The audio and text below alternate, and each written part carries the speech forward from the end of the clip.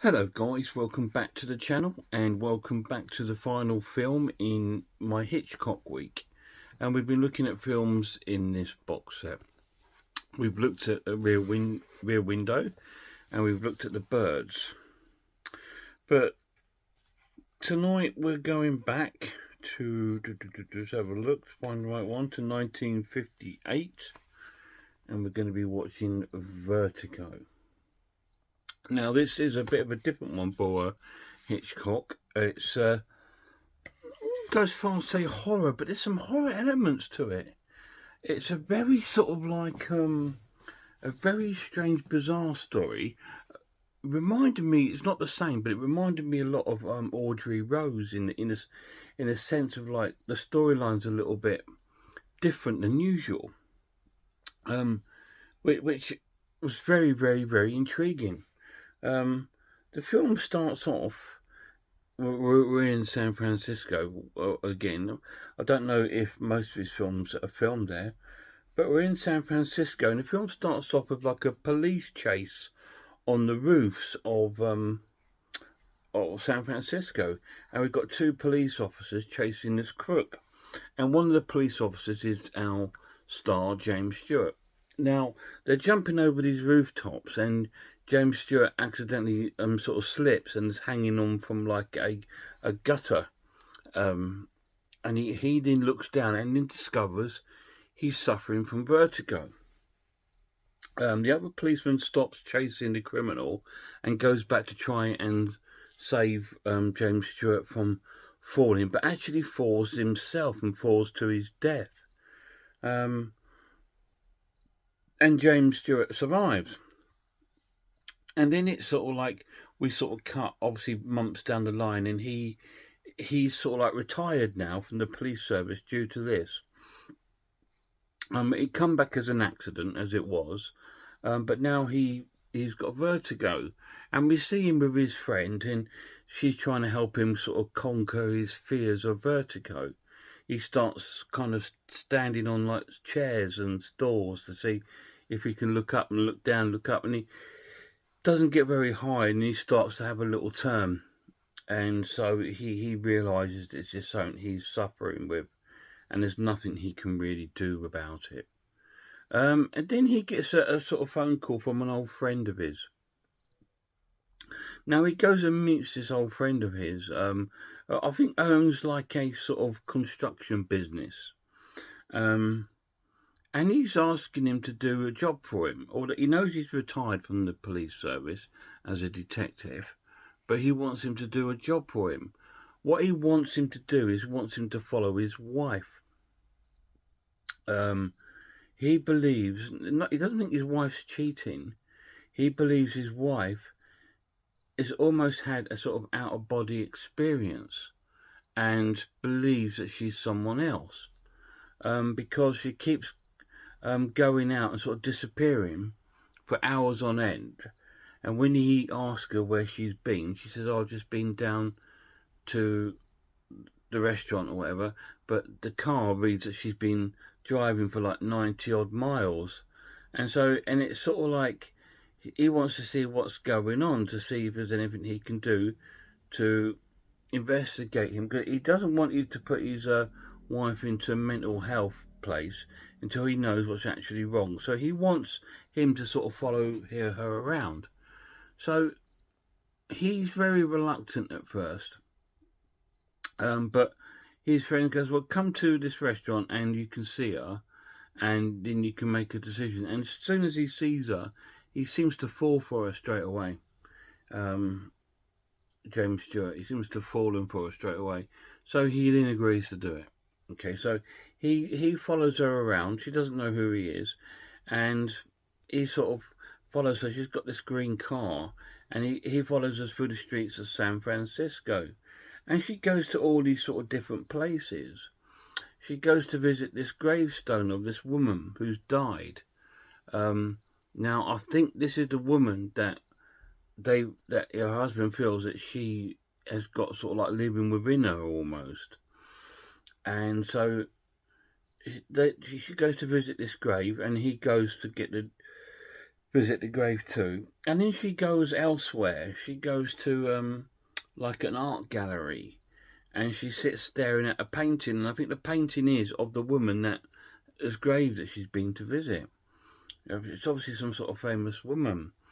Um, and he sort of followed her to there as well. And she goes to other sort of strange places, and he follows her. Um, and then there's another day that they go. She goes to the next day. He follows her again, and she does exactly the same thing. She goes to the art museum and everything else, and just sort of sits there, but has no sort of like recognition that she's been there or done anything. And then she goes to the San Francisco Bridge, San Francisco Bay, the bridge. Um, and you see her because she's bought some flowers, and she goes towards like the river that runs underneath the bridge, and sort of throws the flowers into the water, and then she jumps in.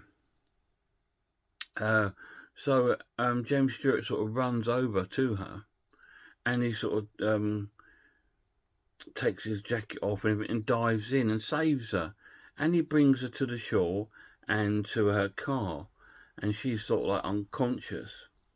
They then end up at James Stewart's flat, where he sort of like undressed her and put her to bed to warm up, obviously because obviously you're prone to pneumonia or stuff like that from the water.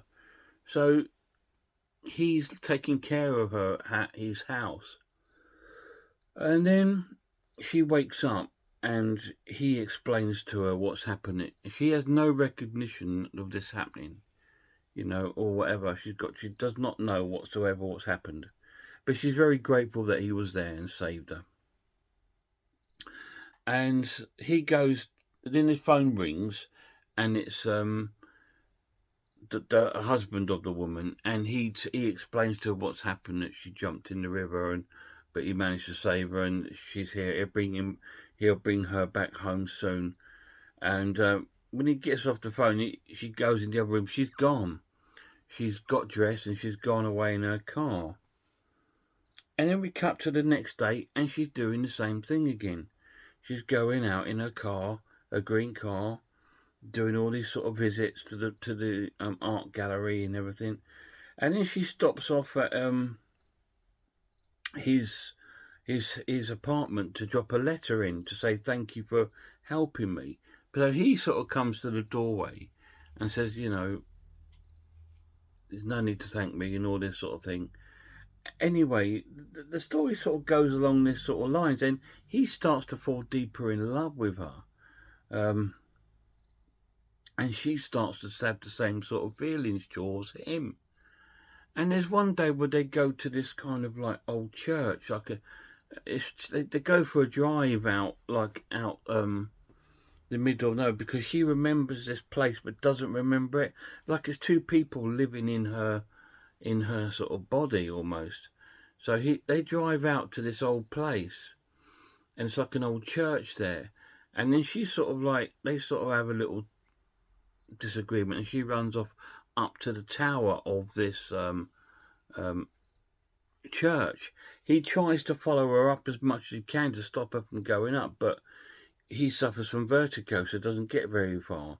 And then you see her jumping. She jumps behind him and jumps down the window and kills herself, commits suicide off the roof. And obviously he's having a bit of a panic attack, and he then sort of like makes his way back down and goes away. The nuns and the priests that are at the church find the body, but he goes away from the scene. We then cut to like a court, and they're like, well, it's obviously about the body and him, and it comes out that he's been sort of like investigating, following her, and he knows that she's got suicidal tendencies because she jumped into the river, but he saved her, and he didn't save her this time, and all this sort of stuff comes out. But the jury come to a conclusion that it was suicide, not his fault. And her husband is very also sympathetic to him. saying, I know it's not your fault. It's nothing you could do. I'm sorry to put you through it because I chose you to do this job. It's my fault, my responsibility. And then he says he's leaving town and he's getting out of there. So he leaves town, and then James Stewart sort of goes into some sort of like, he goes home and there's like this nightmare where he's sort of like seeing all these sort of visions and stuff of things that have happened, and it makes him stop talking, and he goes into like this sort of like nursing home for a while, and the girl at the beginning that tried to help him is still his friend, still there, but she can't make a breakthrough. And then he kind of like, we sort of cut to him going around the town, going to visit all the places where he was with this, where the woman went to, the art gallery and the restaurant and the graveyard, and he starts seeing her visions of her, women that look like her. And then he goes to the hotel because he also followed her to a hotel once, and there was a woman that actually stayed in the room, looks dead like her.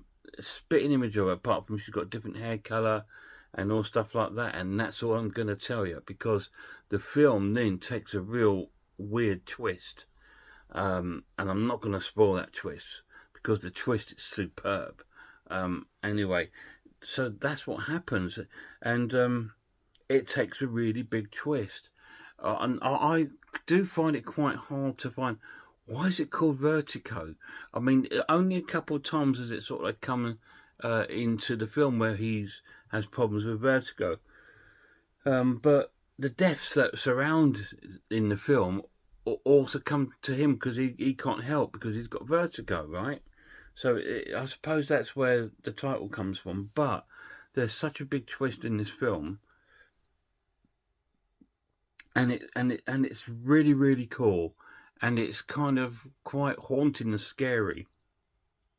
James Stewart's actions become quite scary in a way, because like the woman that's in that hotel, he sort of like starts to become obsessed with her. But I'm not going to tell you what happens with that. I want you to find that out with yourself.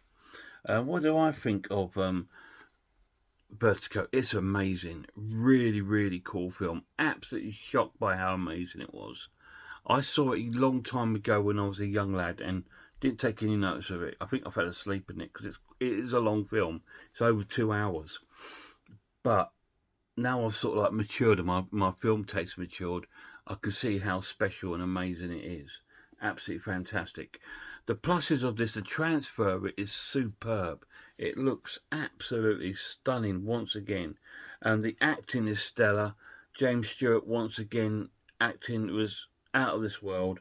Great cast, great acting, amazing story, great environment, great visuals, fantastic. Negatives, none whatsoever. An essential watch, 10 out of 10. That's all I can do for it. I was expecting it to be like a 6 or 7 out of 10 because it's not really a horror film, but it is. It actually turns out to be a sort of horror film, and it reminded me of so many little films like Audrey Rose, Cape Fear, all these sort of little films, little bits of elements of them all wrapped into one, and it kind of reminded me of that, and it was absolutely amazing. Loved the film. Vertigo, 10 out of 10. Any of you guys seen it? Let me know down below what you thought of it. I think it's one of Hitchcock's masterpieces. We all know Psycho, and we all know The Birds, Rear Window, and lots of his other sort of classic movies, but I wanted to look at this one because it appealed to me, and I'm glad I did. It was absolutely fantastic. Well, I hope you've enjoyed this week at Hitchcock. Let me know if you have down below, and let me know if you'd like me to look at any more of these sort of movies. I do have, there's 15 movies in there, and we've only touched on 3. And I do have another little set of his with films like when Strangers on a Train, things like that.